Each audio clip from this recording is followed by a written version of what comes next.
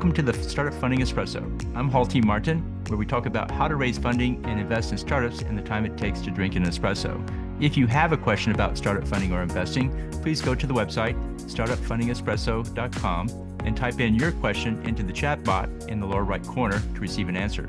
I hope you enjoy this episode.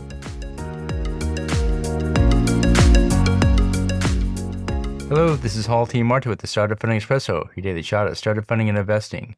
DAOs, or distributed autonomous organizations, can be used for startup fundraising. Traditional ICO fundraisers were susceptible to scams as they were controlled by a small number of people who made decisions on their own.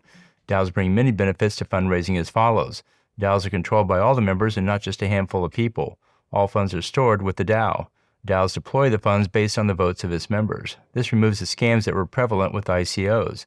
The members can choose to continue funding a startup project or not.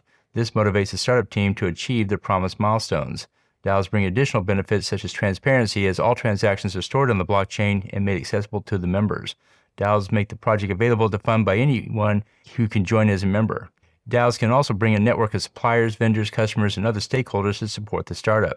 DAOs provide a major improvement to the startup fundraising process over traditional fundraising models. Consider using a DAO for your next fundraise. Thank you for joining us for the Startup Funding Espresso, where we help startups and investors connect for funding. Let's go start listening to today. Hall T. Martin is the director of Investor Connect, which is a 501c3 nonprofit dedicated to the education of investors for early stage funding. All opinions expressed by Hall and podcast guests are solely their own opinions and do not reflect the opinion of Investor Connect. This podcast is for informational purposes only and should not be relied upon as a basis for investment decisions.